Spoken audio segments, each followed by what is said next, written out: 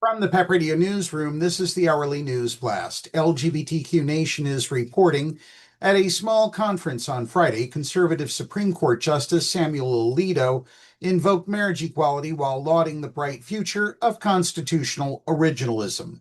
Originalists believe the Constitution should be strictly interpreted as the founders intended when they crafted the document in 1787. While speaking at the annual conference of the Antonin Scalia Law School Center for the Study of the Administrative State, Alito reportedly described himself as a working judicial originalist who has originalist aims while working within the framework of our legal system. Using Obergefell v. Hodges, the case that legalized marriage equality as an example, he urged his fellow originalists not to lose sight of how everyday Americans would have interpreted the founders' words more than 2 centuries ago.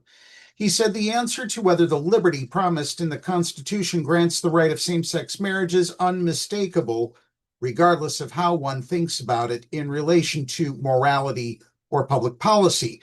But he also said he does not believe Obergefell should be overturned.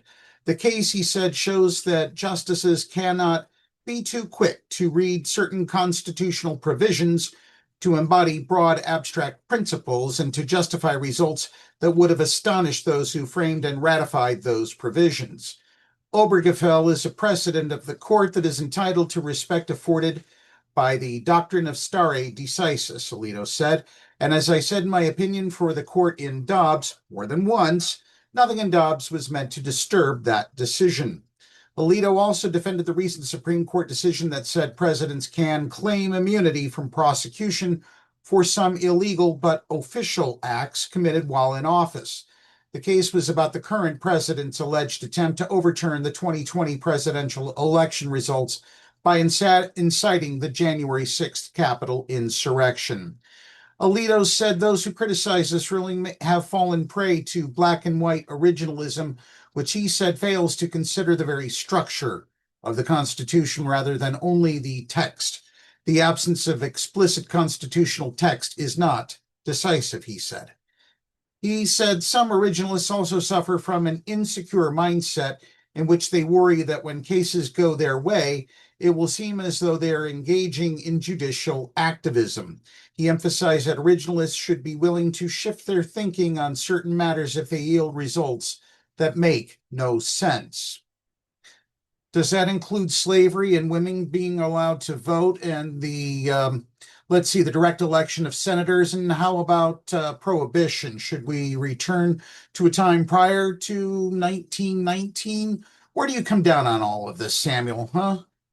Well, a conscientious judge has no choice but to do what the law requires, he said. But we do not have an asinine or idiotic constitution, so an originalist judge should not cavalierly or happily embrace results that defy common sense. So that means Justice Thomas shouldn't be married to Ginny Thomas because Loving v. Virginia was not part of the originalist movement, right? Think about that one. Alito has long made it clear that he is disappointed with the Obergefell decision. I'm sure he's probably disappointed with Loving v. Virginia, but not half as much as Justice Uncle Ruckus. In a 2020 speech, he said the case has put freedom of speech in jeopardy. How? How, you asinine moron? You can't say that marriage is a union between one man and one woman, Alito alleged. Until recently, that's what the vast majority of Americans thought. Now it's considered bigotry. It is bigotry. That this would happen after our decision in Obergefell should not have come as a surprise. Alito also dissented in the landmark case of Bostock v. Clayton County, expressing his opposition to extending Title VII regulations to protect LGBTQ plus employees from workplace discrimination. And this precisely is why, Justice Alito, you are not the Chief Justice. He was in the majority of the 2023 303 Creative LLC versus Alanis decision, which found that religious businesses could discriminate against LGBTQ plus people. And last year, he issued an opinion saying that excluding homophobic jurors from cases, including anti-LGBTQ plus discrimination, is itself a form of anti-Christian discrimination. So you're basically a Christian nationalist bigot. Got it, Justice Alito. Got it.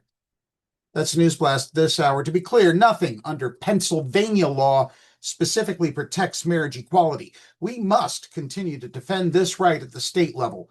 PEP Radio is available on the PEP Radio page at paequality.com, the Live 365 app, Roku, and Alexa. Up next, we have the Meadville area weather forecast here on PEP Radio.